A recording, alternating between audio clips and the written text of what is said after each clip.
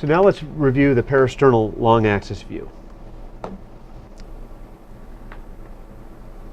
First thing we want to do is get a good window, and we'll circle around and stumble into our window. And then it's very easy. In this case, look at the apex. I'm cutting it off. And I'm also cutting off the aorta a little bit. This, in many times, is a simple twisting of the transducer. You can see now I'm just twisting the probe, and that is what's causing that view. Oh, let me go my circle and find my view again. That's what's causing the collapse of the left ventricle and the aortic root is just a twist. So make sure in that particular case when you're cutting off the aorta and the ventricle that a twist can really help you find the best window or improve your window that you've already found. Now in this particular case, I've got a very nice parasternal long axis view, but it is indeed very low. I wouldn't want to do my M-mode measurements from here. So usually the fix for this low window is to move closer to the sternum. See how the ventricle is getting flatter now, and flatter still. And now I can do my circle where I'm at, where I have a nice flat ventricle, and fine-tune that image. And now I've got a good parasternal long axis view.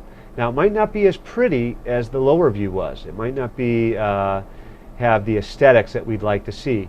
So in that case, you want to go ahead and do your M mode from this flat window. So you're sure you've got a nice perpendicular M mode.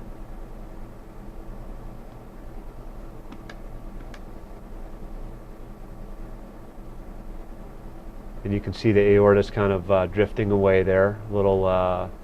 A little adjustment. Now I can open up the aorta again. But now when we want to get our 2D view, we want to surely see the aorta and the aortic valve. This is a nice flat view for good M mode, but now it may be time to go ahead and slide to that little bit lower window so we can have a nicer 2D view. Go ahead and use this view for your 2D and then use the flatter view for your M mode. So you're most accurate in both cases. Now I'm going to go to the RARV view. Now what's the best way to get the RARV view? If you look at how I'm angling the transducer, it's already somewhat angled. It's not perfectly perpendicular across his sternum. It's already 45 degrees off of that. So if I aim that transducer towards this patient's right hip, there's the RARV view. And then I can circle around a little bit and try to improve that. But it's a simple on plane moving towards the right hip. This is not a twist a little, turn a little, lean a little one way or the other. It's just a one angle towards the right hip. There's the RARV view. And then in short axis, we want to make sure we're perfectly round. You don't want to have a off axis short axis view because you won't be seeing the chambers that you expect you should be seeing. So in this case, here we have a perfect mitral valve. The best place to check for how round you are is with the mitral leaflets. So we can see both leaflets across. They're horizontal across the screen more or less, and they're completely parallel to one another. Now if I'm not perfectly twisted, you can see that we're kind of coming to a point on this side and we're open on this side. That means I need to twist the transducer. If it's open on this side, I'm going to twist the transducer in that same direction to the right. It's open on the right, I'm going to twist the transducer to the right. If I'm over twisted to the right, then the bottom of the triangle is on the left. So I need to twist the transducer in the direction of the open side, and now by twisting the triangle goes away. Let me get that back for you again. So you can see the point is over on this side, the open end is on this side.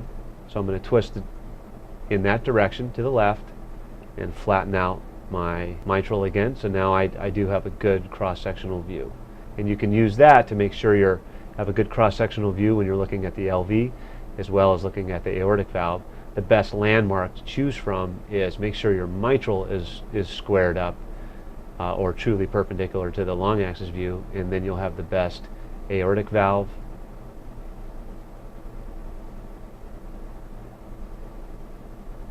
and left ventricle views.